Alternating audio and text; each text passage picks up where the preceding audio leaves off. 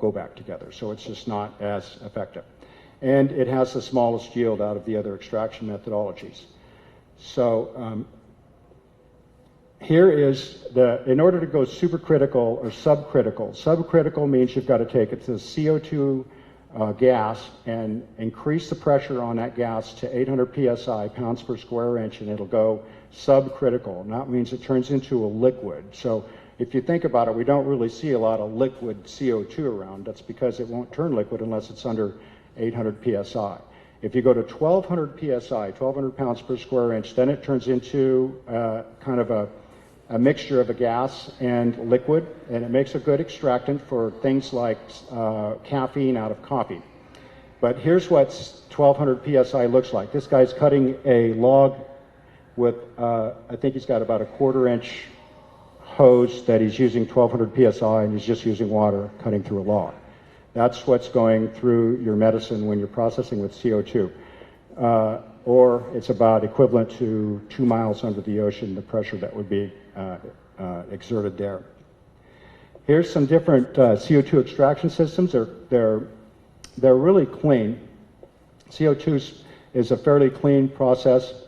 Still, all the methodologies, we have to put the product in, we have to take the product out. If you can see the clean room extract, if you guys are looking at buying CO2 equipment, make sure you get these. They're solid stainless steel cylinders. Obviously, they have to be pressure checked at like 5,000 psi, and they're very heavy. So you'll notice that several of these systems have winches that can pull up the cylinders or pull the lid off the cylinder, so you can get your product into cylinder and take it back out when you're done processing. Clean room extracts has a good system. They have like a lease option that you can set up. They're pretty easy to get into. Apex has been, I've worked with them for several years and hooked up some of their systems, and their Apex now, again, the problem with the CO2 is that this high pressure will retard, it basically blows the terpenes apart. So the monoterpenes, all the light terpenes are going to really not make it through.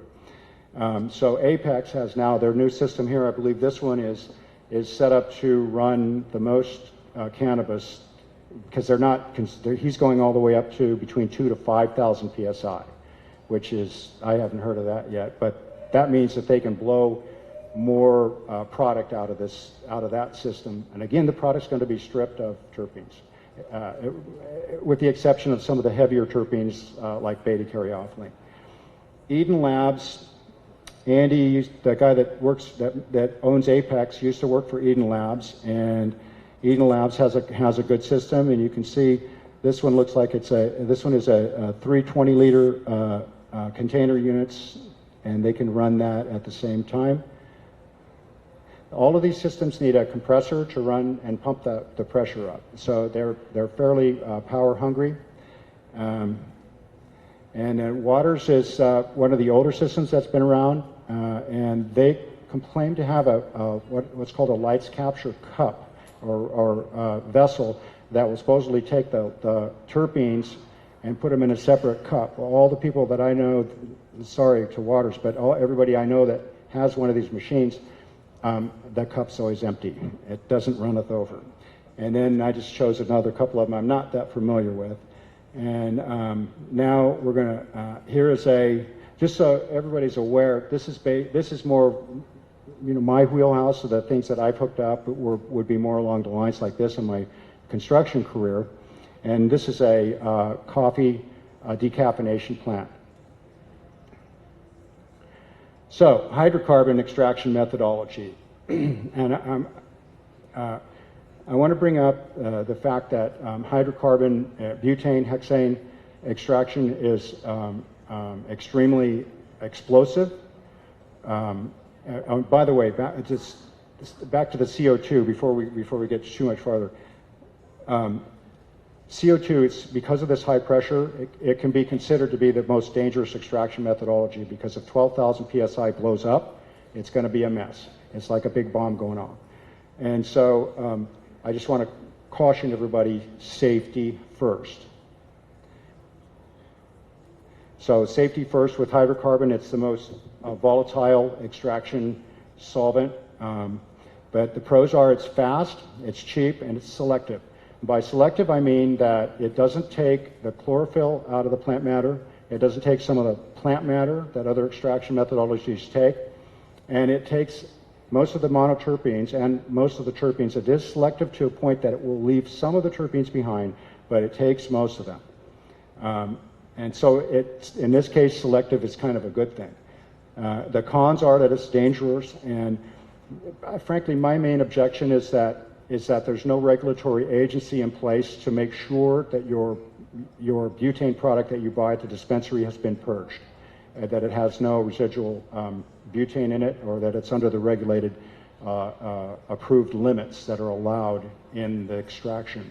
If it wasn't for that, if we can know that everything that everybody was taking the right, that everything was purged, and you knew for sure that you could go into a dispensary and you could get, the ethanol's been checked by have to be like a state agency or a federal agency, the FDA or a like agency would have to come in and check your stuff every time you run a batch.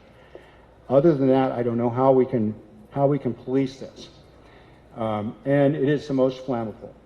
And again, you must use ethanol to finish it off to get the rest of the wax out. It's a selective stripper, but it doesn't select not taking the wax. It still takes the wax along with it. And with with butane extraction or hydrocarbon extraction, you usually have to use an oven and to finish purging, a vacuum oven to finish purging all the ethanol out of the product, and that removes terpenes, as well as the hydrocarbon extraction also removes terpenes.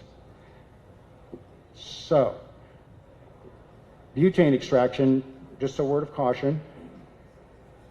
This old style where we take you can actually do a hydrocarbon extraction with a piece of PVC with a hole drilled at the end of a cap and shove a canister of butane that you can get for your lighter at the store and blow that through your product in the PVC pipe, and the result that comes out of the end is butane oil. Now, that has to be purged and washed with ethanol, and then it has to be vacuumed and get all the ethanol out. And what happens is we're having these kids do this in a house, in the bathtub, or in an apartment complex in the bathtub, and then somebody lights a match, or the fan goes on in the room, or the light goes on in the room, and it's enough to start an explosion.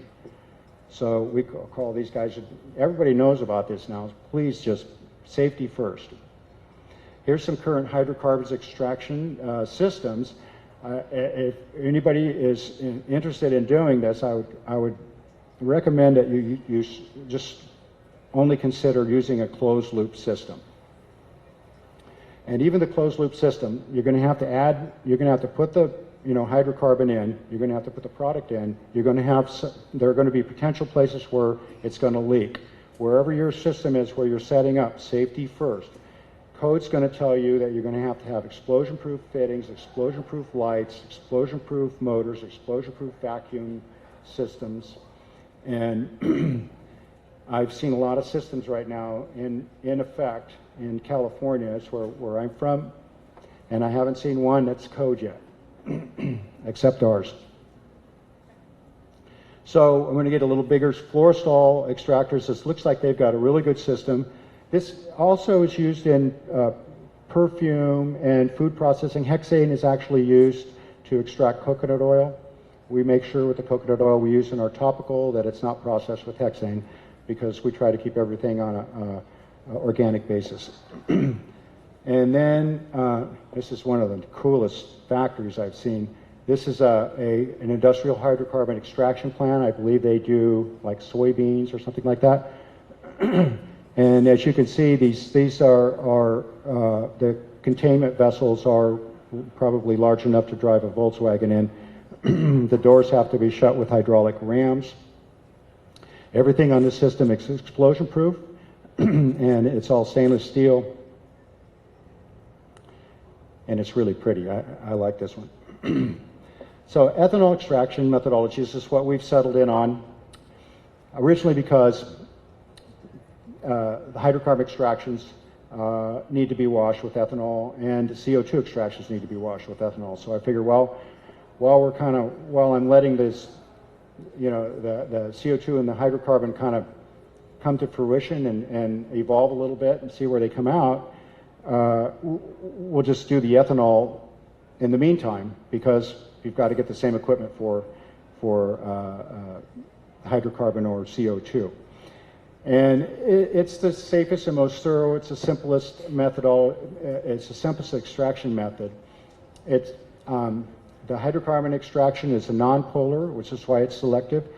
Ethanol is polar and non-polar, so it pulls out, left unchecked, it's going to pull out all of the chlorophyll. It's going to pull out some plant matter. It's going to pull out all the wax if it's at room temperature. It gives the highest yield, probably because it pulls everything out, and it's been known and proven to be best for ingestion and topicals. Obviously, there's more compounds in it, and it appears to be more bioavailable. The cons are it can extract the chlorophyll and wax, like I said. The fumes are flammable, and the fumes are considered under the NFPA, the National Fire Protection Agency, to be just as flammable as butane or hexane. And the ethanol extraction can be more labor intensive. Now, that's a regular ethanol extraction, and a lot of you guys have seen. It's kind of what has been called Rick Simpson oil, and it's a dark tarry-like looking product. But the ethanol methodology can be made to make a product as clear as a hydrocarbon extraction. So you can make honey oil with ethanol, but there's just a few tricks that you have to do. Ethanol is the oldest, and water are the oldest extraction methodologies. It dates back, they found a jar in the tomb of one of the first pharaohs. It had herbs in it and ethanol in it. So we don't know if that was an actual pure extraction, but we do know that the first extraction through a cylinder that's going to mimic the CO2 or the butane or the ethanol extraction methodologies was done by Franz von Soxhlet, I hope I'm saying that right, in 1879. Here's some current extraction methodologies, and the first one we're looking at on the left here is basically a kind of a still setup. Now, a still setup, you can see where it's going into the collector vessel on the left, all the way on the left, and then it goes through the still up on the top, and that's going to divert the ethanol into the holding tank and kind of in the middle there, and it's going to go into the collection tank all the way on the right. The problem with this system compared to the next system I'm going to show you is that we have heat buildup and on a surface, so we can get the potential for a surface burn, and that's going to be just as destructive to the terpenes as the high pressure from the CO2 extraction. So we have a tool called the Rotovape. Here's a couple of 20-liter Rotovapes from Dab Genius. Now, a company named Bucci invented this, and they invented it to be able to extract oils and evaporate the ethanol off of the extracted product at low temperatures and under a vacuum. So these cylinders here, these round bottom flasks that are attached to this motor, those spin around and they hang down into a vat of the stainless steel bucket of water, and the water is heated up to maybe 90 degrees. That's it. You can stick your hand in this, and that'll be enough under like a half a megapascal of pressure of vacuum.